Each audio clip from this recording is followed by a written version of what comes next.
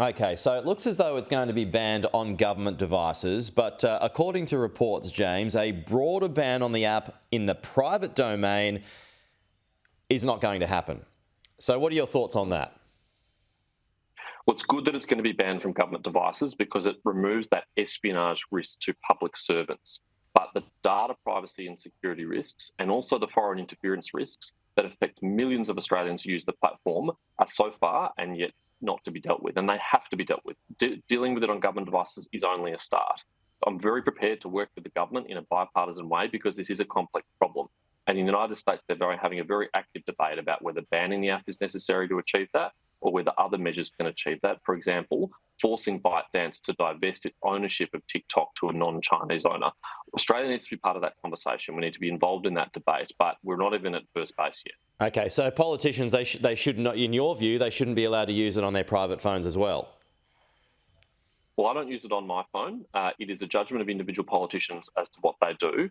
Putting it on your private phone at least removes the risk that it could potentially access your other apps that are work-related, but it doesn't remove the risk that it could, for example, identify your physical location and draw inferences out about that. So there are real risks if politicians continue to use it, but it's their individual judgment. But could ByteDance, I mean, would you be supportive of that? Well, I think politicians should make their own judgments. Okay. It is a tool to communicate with their constituents. It's up to them, but I don't have it on my device and I never have. Okay, but it looks as though the states are going to follow, in particular your state of Victoria. It looks like Daniel Andrews is going to fall right behind Anthony Albanese already. Your thoughts on that catching on?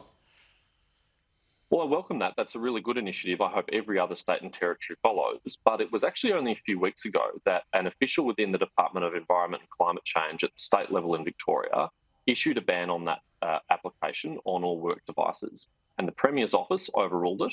And the Premier publicly attacked that official and said they had no authority to make that decision and reverse that decision. I think the Premier owes that public servant an apology. They were publicly attacked for doing their job. It turns out they were right, and Daniel Andrews is finally implementing what they were just being much more proactive about. So it's good that the states are following, but I hope they do so properly. Okay, and just a final one here. I mean, it's so popular, TikTok, particularly with the youngsters. I mean, should it still be able to be in place, TikTok, as it is, for the private community, for the kids? My view is that all options need to be on the table because this is not only a data security risk for all those users and young people, but it's also a foreign interference risk. The reality is many young people get their news, current affairs and information about the world through applications like TikTok. And it would be trivially easy for the Chinese Communist Party to direct ByteDance and TikTok to suppress narratives that are contrary to their interests, to promote narratives that support their interest, or to just sow division and undermine social cohesion and national unity. We cannot allow in this strategic environment an authoritarian state to have unregulated access to millions of Australians' devices. Okay, so how do you regulate it? This does have to be dealt with, and every option has to be on the table. Such as? Well, the first step is not ruling out banning it, because if TikTok believes that you won't ban it, then they won't come to the table to talk about those other possible solutions. Right.